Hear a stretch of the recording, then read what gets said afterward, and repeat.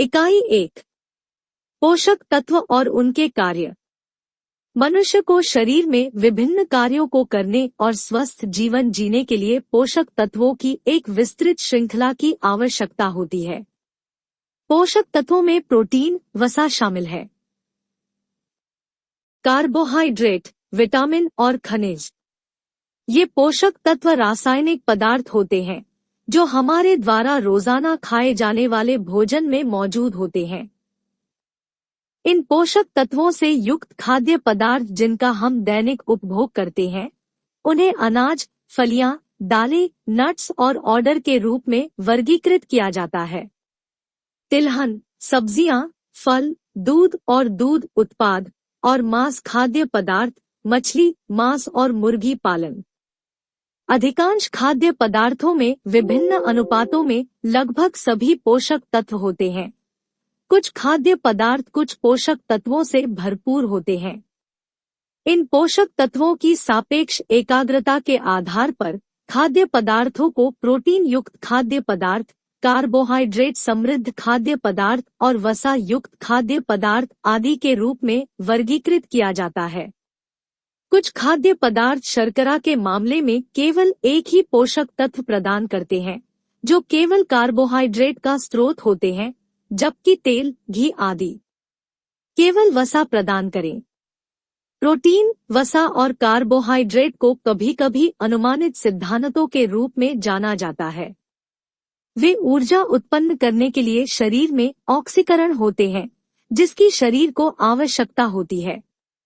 हालांकि प्रोटीन ऊर्जा प्रदान करते हैं, उनका प्राथमिक कार्य शरीर के प्रोटीन के निर्माण के लिए अमीनो एसिड प्रदान करना है। वसा, विशेष रूप से वनस्पति तेल, ऊर्जा का एक केंद्रित स्रोत होने के अलावा आवश्यक फैटी एसिड प्रदान करते हैं, जिनका शरीर में विटामिन जैसा कार्य होता है। पानी के साथ, जो एक आवश्यक तत्व भी है, अनुमानित सिद्धांत आहार का थोक बनाते हैं। पौधों के खाद्य पदार्थों में फाइबर, आहार फाइबर, जो अपचनीय जटिल अणु होते हैं, वे भी थोक में योगदान करते हैं और पाचन तंत्र में कुछ उपयोगी कार्य करते हैं। विटामिन और खनिज ऊर्जा की आपूर्ति नहीं करते हैं, लेकिन वे शरीर में चयापचय गतिविधि के नियमन में महत्वपूर्ण भूमिका निभाते हैं और अनुमानित सिद्धांतों के उपयोग में मदद करते हैं। खनिजों का उपयोग शरीर की संरचना और स्केलेटन के निर्माण के लिए भी किया जाता है। मनुष्य को उपरोक्त सभी पोषक तत्वों अर्थात ऊर्जा की आवश्यकता होती है।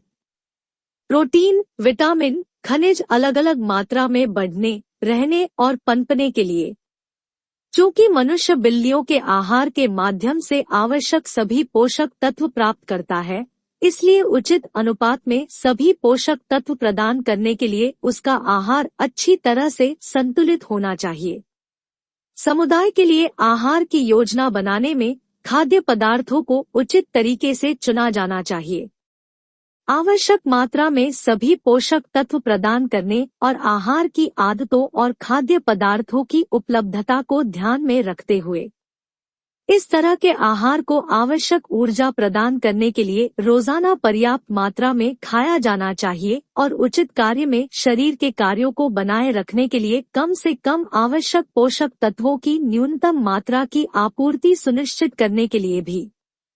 दुनिया भर में मनुष्य और प्रयोगशाला जानवरों पर किए गए व्यापक शोध कार्य ने विभिन्न उम्र में मनुष्यों द्वारा आवश्यक प्रत्येक पोषक तत्व की मात्रा पर जानकारी प्रदान की है।